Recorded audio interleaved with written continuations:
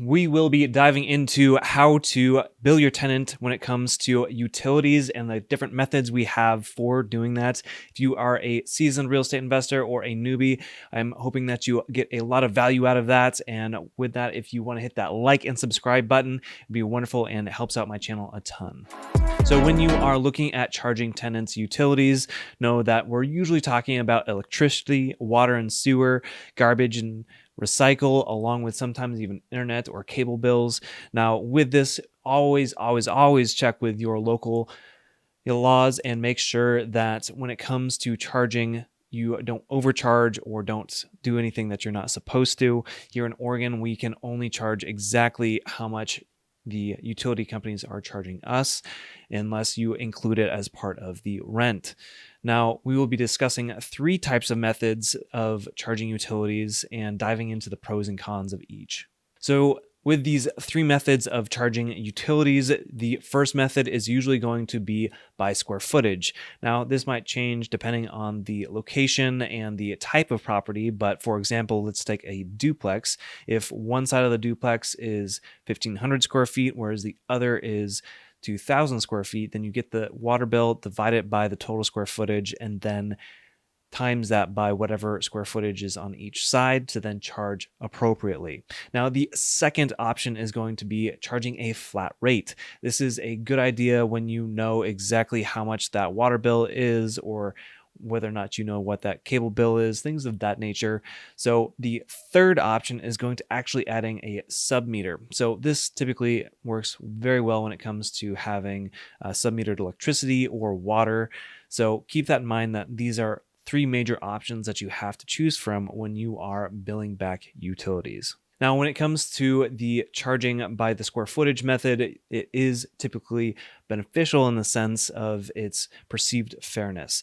That way you are looking at the total square footage of the building and not charging larger units more for their utilities versus smaller units that will probably be using less of those utilities. Now, the second pro of this is the simplicity. It's very easy to calculate and make these calculations on a monthly basis.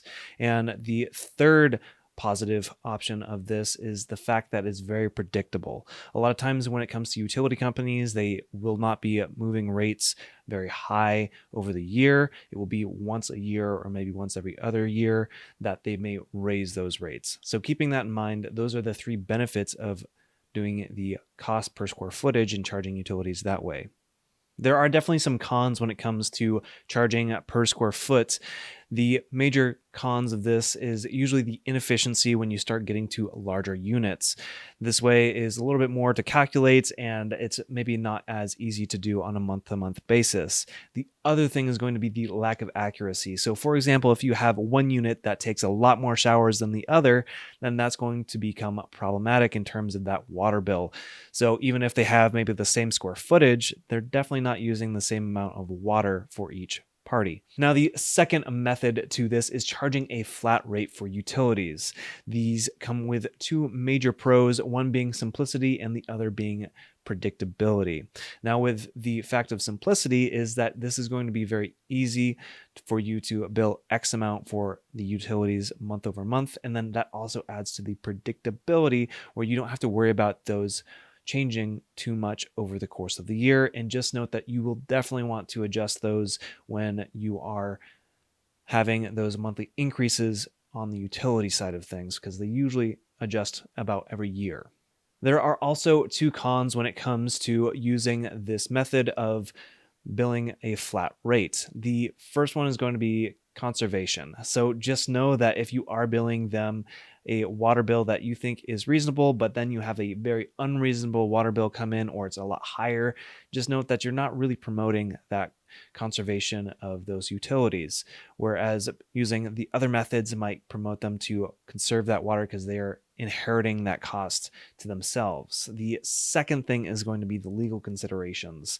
So just know that when it comes to your state or your city, make sure to see if this is a available option for you. And for the most part, it probably should, but you always want to double and triple check. So the third option for you is going to be using submeters. Now, there are a couple great pros to this. One is going to be the fact that the tenants basically take care of the utilities themselves. You are billing those utilities, and it's a more accurate way than the per square footage method in the first one. So with that, the second thing is that you're also really promoting the conservation of things, because then when it comes to the utilities, especially water, for example, you're going to be promoting the fact of not using a ton more water because the tenant will feel that, and you are not taking on that burden.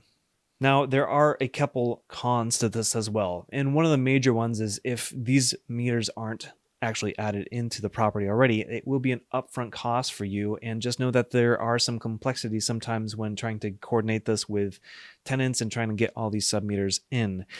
So with that, note that this is a fantastic way to kind of pass on and more accurately give your tenants the proper utility bill, but just know that there's usually going to be a little more complexity when it comes to installing these and making sure that they are maintained on a regular basis.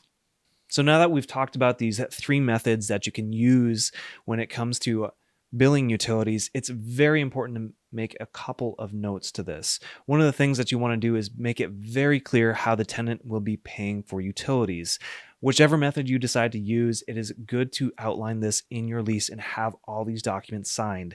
That way you're protecting you, you're protecting the tenant, and you also understand what process you need to be using to charge effectively and accurately.